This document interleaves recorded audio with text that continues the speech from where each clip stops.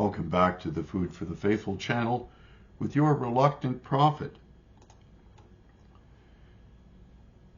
Today's vlog, evidence-based lying.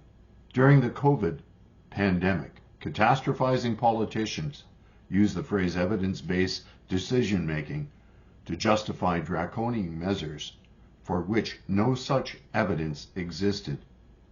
Swap the word evidence with consensus and you'll be closer to the truth.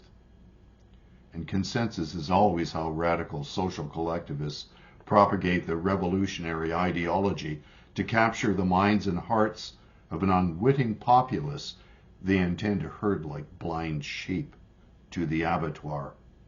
Now we are finally beginning to see the full extent of the economic and social damage resulting from their idiotic policies of shutting down the economy, paying people to sit at home while doing nothing, closing businesses, and ordering billions of dollars of unused medical facilities to be constructed while purchasing unused paraphernalia, as they simultaneously printed out money from thin air.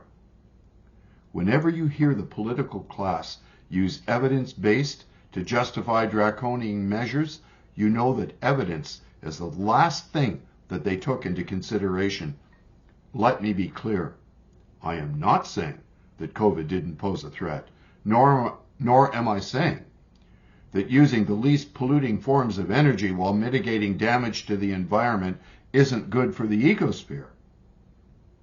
What I am saying is that they use these excuses in such a manner that doesn't really mitigate the problems they intend to address, and use real problems to undermine a capitalist economy, for destroying capitalism was the real goal.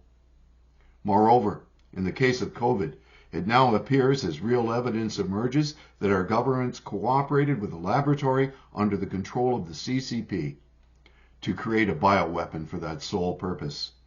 And even if this wasn't their goal, the policies pursued by politicians who are under the sway of Beijing have resulted in accomplishing just that, a complete undermining of our economy and way of life. For the first time since World War II, our children face a far less prosperous future than their parents due to the draconian and illiberal authoritarian policies of governments who have rejected out of hand classical liberalism in favor of a system of complete state control, which altogether too closely resembles that of Beijing. And the most vulnerable, marginalized, and impoverished, the very ones that evidence-based decision-making proves are at greatest risk of the elite's draconian measures to mitigate real problems, will suffer the most, while the socialist elite will continue to live in unearned privilege as they feed off the decaying carcass of the once vibrant Western world. Nero fiddles, Rome burns, and the citizens are left to live in the broken ruins of a civilization brought into decline by its venal, corrupt, and power-mad leaders who have the gall to tell us that we have never had it better. But evidence-based conclusions indicate, let me rephrase this, what evidence-based conclusions can be made?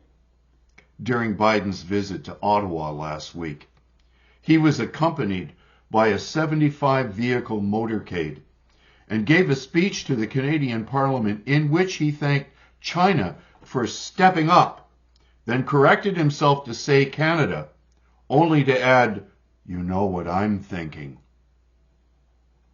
The elite's cognitive dissonance is so great that their own faux pas are dead giveaways that we are being governed by an utterly glib, autocratic class who mean nothing of what they say.